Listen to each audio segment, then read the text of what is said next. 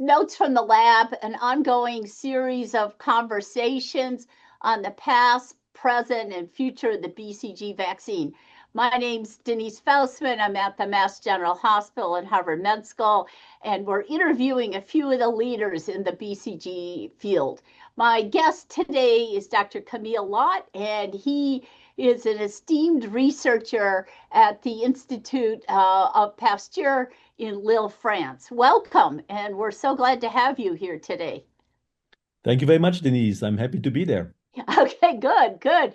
And you know what's really amazing is maybe people, especially in the United States, don't know much about the history of the Pasteur Institute. Can you start out by just introducing the Pasteur Institute and why it's so important on the history of vaccines? Yes, of course, Pasteur Institutes come from Louis Pasteur, who is the founder of Pasteur Institutes. He is obviously well known, I think, also in the United States for all his contributions to microbiology, the first vaccines after, of course, Jenner. And he created the Pasteur Institute in Paris to study infectious diseases. And after that, he created Pasteur Institutes a little bit around the world. So we have Pasteur Institutes on all 5 continents, in Africa, many of them are in Africa, in Asia, many of them are in Asia, some in Latin America, and there are some associated institutes in North America as well. And we have, I think, 5 institutes in 5 different countries in Europe, 2 in France. One is the biggest one, which is the Pasteur Institute in Paris. And I myself work at the Pasteur Institute in Lille, which is just the north of France, close to the Belgian border. It's called Institut Pasteur de Lille, and this is where I am. And this is where BCG was born. Oh, I was thinking BCG was born in Paris, so it's even better to know it was Yeah, born in Lille. exactly. Yeah. So, do you want to tell everybody what the BCG vaccine is and how it was created? So the BCG vaccine is named after the developer of the BCG, Basile Calmette-Guérin, so Calmette and Guérin. Calmette was a army physician, and he was a disciple of Louis Pasteur. He traveled all over the world, especially to Vietnam. He was the first director of the Pasteur Institute in Vietnam, in Saigon. He worked on snake venom and antiserum against Mm. snake venom. And Louis Pasteur actually started his career essentially in Lille. He was the first professor of chemistry. He was a chemist at the University of Lille. He spent there about 3 years and then went to Paris and became famous after that. So he had still a very strong connection to the city of Lille and with the mayor of Lille. And the mayor of Lille had a huge problem, and that was diphtheria. Hundreds of children were dying of diphtheria, and he knew that at the Pasteur Institute in Paris, they had created the anti-diphtheria antiserum by Émile Roux. And so he asked Louis Pasteur whether he would be willing to actually help him create a Pasteur Institute in Lille to help with the diphtheria problem. And of course, Louis Pasteur remembered Lille very well, and he said, yes, of course, I'd like to do that. And as a director, I proposed to nominate Albert Calmette in Saigon because he knew how to make antiserum. And so Calmette came to Lille, and his first mission was actually to produce antiserum against diphtheria, which he did. We had horses in our institute to make the antiserum. But pretty soon he realized that there was another huge problem, and the other huge problem was TB, tuberculosis. And there was no cure for tuberculosis. There was no vaccine against tuberculosis. There was essentially nothing except for hygiene. And so he created the first tuberculosis dispensary in France in 1901 in Lille, at the Pasteur Institute in Lille, where people came in for advice, for hygiene advice, for clean linen, etc. And this is all people could actually do to fight tuberculosis at that time. But he also became interested in scientific questions about tuberculosis. And one of the questions was, how is tuberculosis actually transmitted? Is it via aerosol or is it via the oral route? And so he wanted to study this. And to study this, he used the bovine model. But he needed a veterinarian, and the veterinarian was Camille Guérin. Camille Guérin was a disciple of Edmond Nocard, the discoverer of nocardia. He was a veterinarian, and he brought with him what we call in France le lait de Nocard, the milk of Nocard, which was actually milk contaminated with the bovine TB bacillus.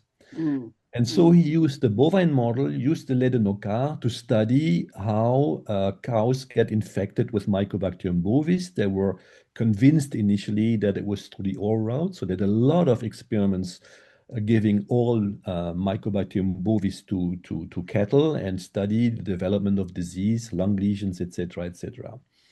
And what they found is that if you give low amounts of Mycobacterium bovis to cattle, they will develop lesions which automatically heal by themselves. They will not develop full-blown disease, but somehow they were then protected against infection, against disease, TB disease, by infection with even high doses of Mycobacterium bovis.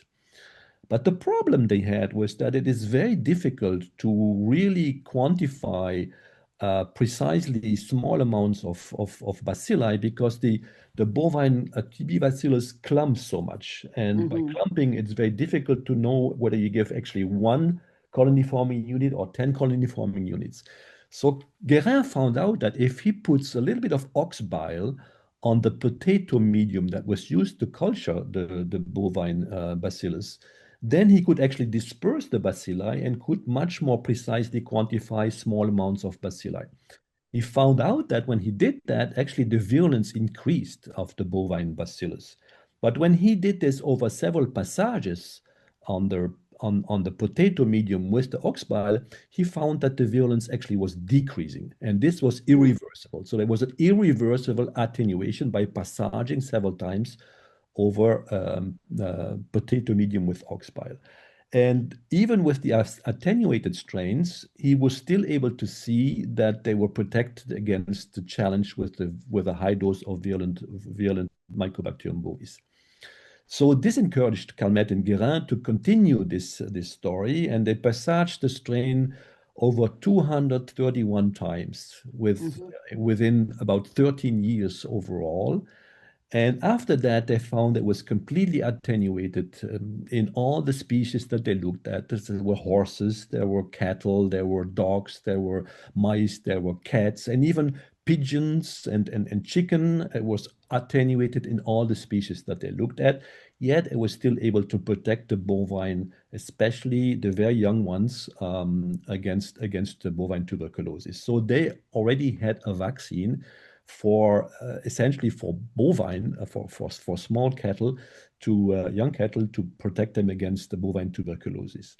In 1921, finally, the BCG was born, Bacille, Calmette, and Guérin, and was used for the first time in a human being, a small baby boy born in a family with TB. The mother died eventually from TB. The grandmother had TB. Everybody had TB. And the boy received very early on in life 3 oral doses of the BCG. He never developed any signs of tuberculosis and finally lived happily ever after. It's an amazing story, right? I mean, yes, it's wonderful. It's kind of like, how did people discover things when they didn't have an MRI machine and they didn't have a mass spec? And it was just good old science discovery moving along. So one of the things that everybody knows about the BCG vaccine is obviously it was discovered many, many years ago, but everybody's cultured it for hundreds of years. And this has resulted in a whole bunch of different strains. I guess from the history story, we saw that they got a different strain after 30 years.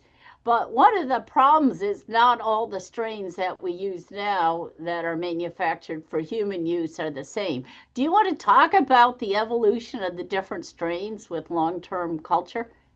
Yes, of course. So what happened after 1921? Obviously, large clinical trials were conducted in France, a very large one with more than 5,000 children to actually evaluate the efficacy of BCG.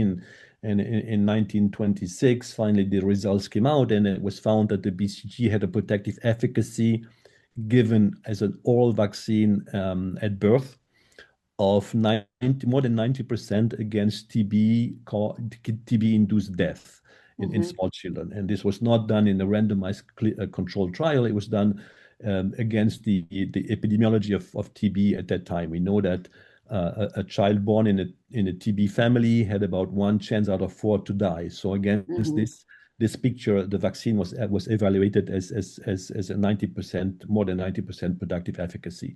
And of course, after that, this was very quickly known, not only in France, but all over the world. So what happened then was that, because physicians naturally contacted Calmette and Guérin to have access to the BCG strain to be used in their countries. So Calmette and Guérin immediately sent it out to all corners of the earth.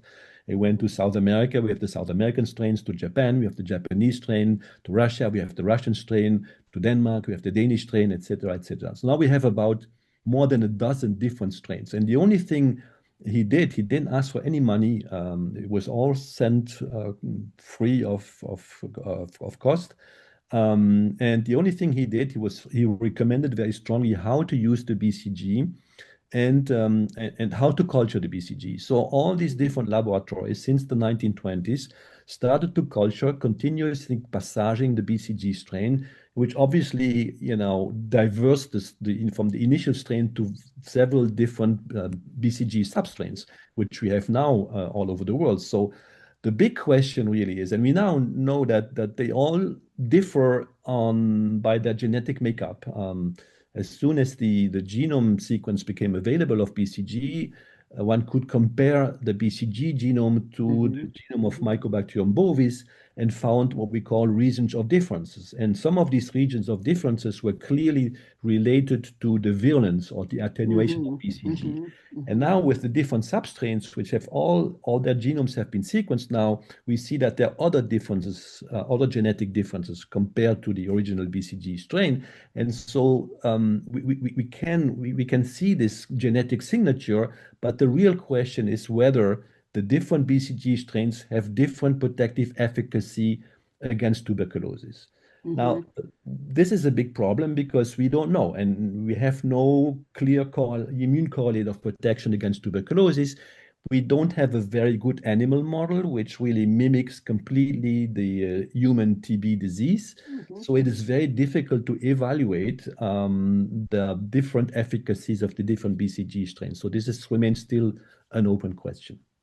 Yeah, it's kind of an interesting question because the randomized clinical trials that have gone on in humans comparing the different strains are actually in bladder cancer, another off-target indication. And certainly the bladder cancer trials are seeing differences in efficacy, but not that many trials of differences in efficacy for TB. No, the differences, the trials that have been done, limited numbers of trials that have been done was using different BCG strains, but produced by different manufacturers. Absolutely. So it's not only the strain that differs, but also how they are produced and the final end product beyond just the strain differences. So that is a very difficult question. And no manufacturer wants to bring in another strain into Absolutely. their Absolutely. So getting even twisting people's arms with a lot of money, the major manufacturers don't want to bring in another strain and contaminate their strain. So very hard to do.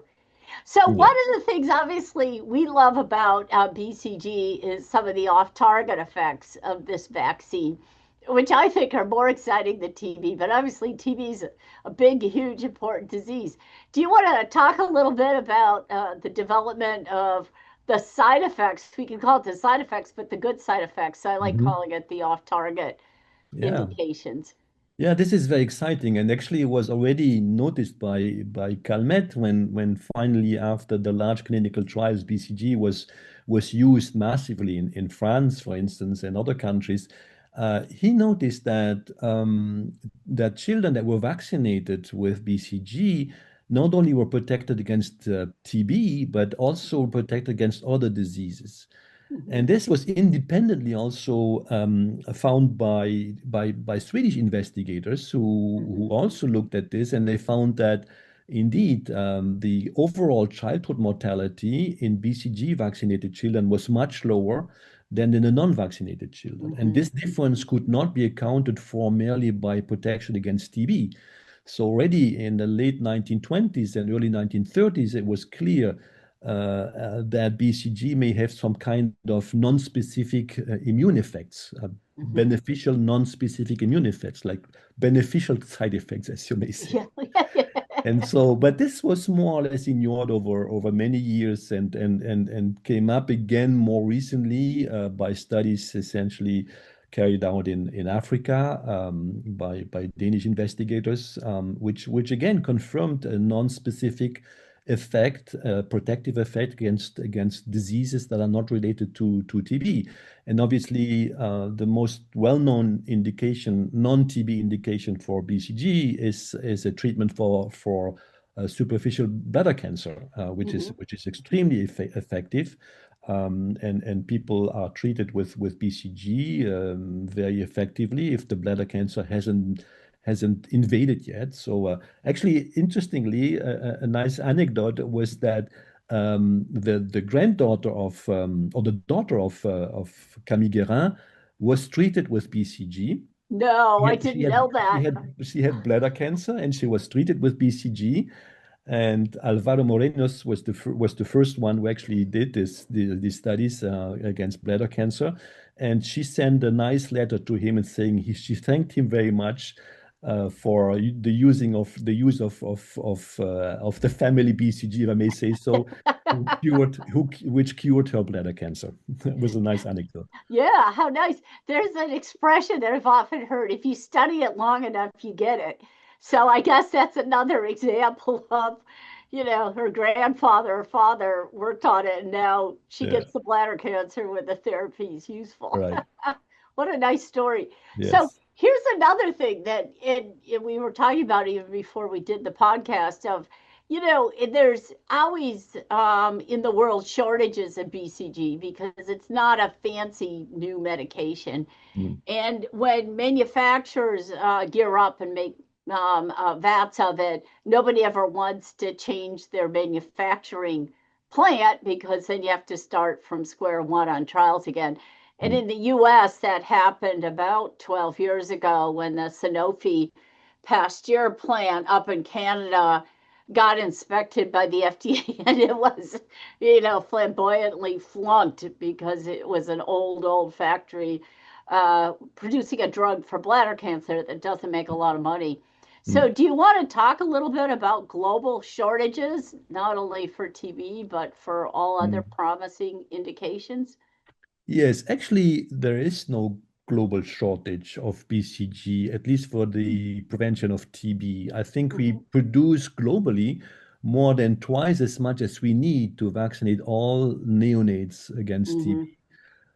The problem is that the BCG producers are mostly local producers, and they don't have WHO qualification, which means they cannot export the Mm-hmm. vaccine. Mm-hmm. And so therefore there is a perceived or actual shortage because the BCG is there, but it cannot be used because it cannot be Yeah. exported. And of course, the large companies, the one that you mentioned with Sanofi, stopped producing BCG, and most large pharmaceutical companies are not interested anymore to produce BCG because it's still perceived as a typical anti-TB vaccine for countries with limited resources. So they cannot apply large margins, and if you Mm-hmm. don't apply large margins, well, the companies are not interested in this anymore. Yeah. So therefore, I think that if we could convince local producers, at least the larger ones, to seek WHO qualifications, and if we could convince large pharmaceutical companies that it is worthwhile to invest in the production of BCG, because essentially for the non-specific effects, which there is more and more evidence from clinical Mm-hmm. studies, Mm-hmm. well-conducted clinical studies, that they're actually real. Of course, we need more randomized, placebo-controlled clinical studies, well-designed, well-performed, to show the real potential of BCG for a given indication. And as we get more and more of those studies and more convincing results, maybe the large pharmaceutical companies will become interested in this again. In it again. Yeah. So I think this is maybe for the future something which I see with an optimistic eye.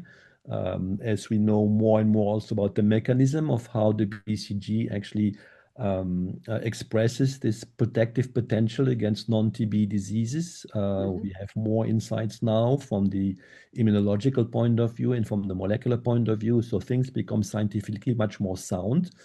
And this, together with interesting results from randomized controlled trials, hopefully will make a big dossier to convince the producers. Well, it's my opinion that the Pasteur Institute's going to become more famous in the next 10 years than they ever were before. Because as I see all these off-target indications showing such broad human benefit, especially in autoimmunity or even infectious disease, who could have visualized 100 years ago that this very, very old bacterium could confer such good immune resetting to get a better immune system. So I'm very optimistic of where the trials are headed globally.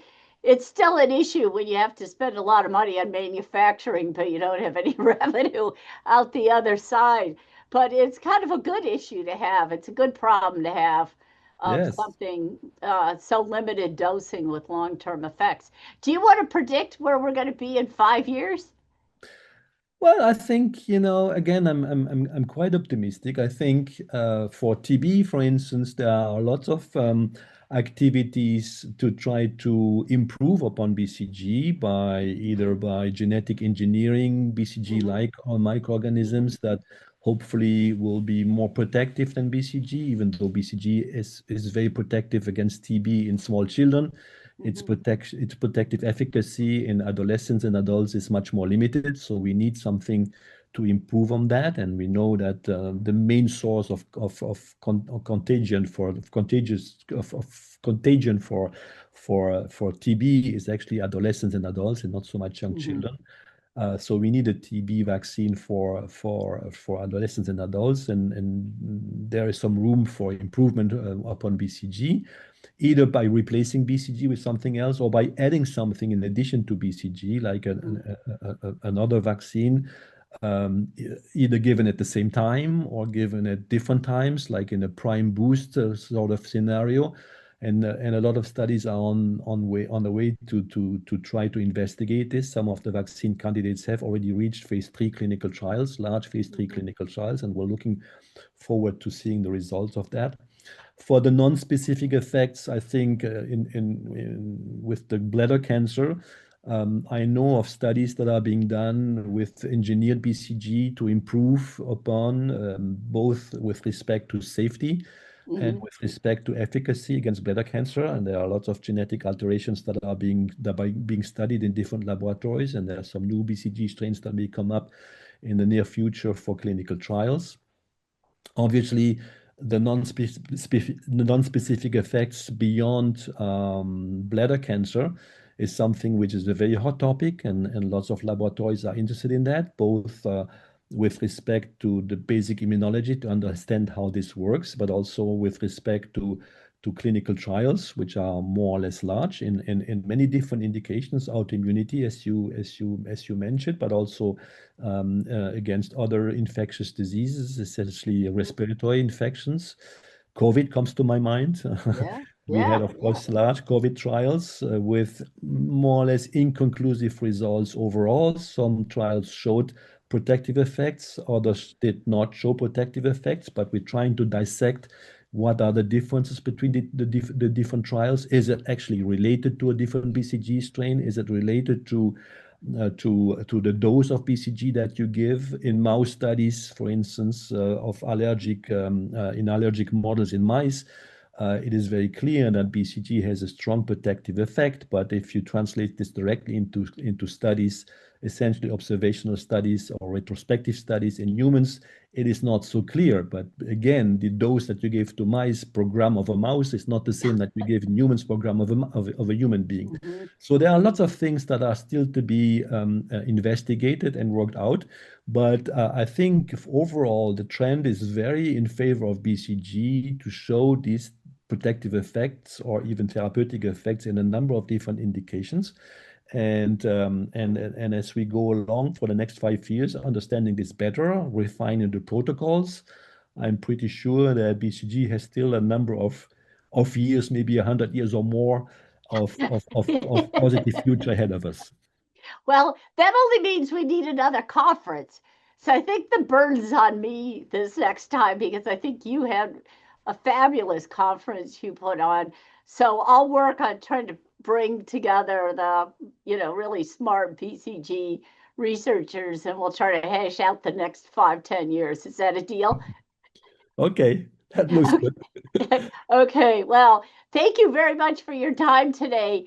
And I think it's so important we get the message out on the promise of this very old vaccine for Thank you cost very, affordability and diversity. And there's always plenty of clinical trial steps we have to go through to make it a reality. But I think the momentum is so great right now right. for And what off is target. fantastic is that BCG is very cheap to produce. So this is a good medication or good tool for public health, not only in rich countries, but essentially a Poor global countries public health. too. Absolutely. Absolutely. Yeah. Expensive to manufacture, but cheap to make once you get the manufacturing Yes, established. But exactly. it's just every new drug has roadblocks to get it to the I know, public. I know, I know, I But know. it's so great to hear the history of BCG, the nuances of how it got there. It's really inspiring. And we'll go back to work and you go back to work and we'll see if we can get together soon. Thank you so Absolutely. much for your time. Thank you. It was a great pleasure. Bye Au bye. revoir. Au revoir.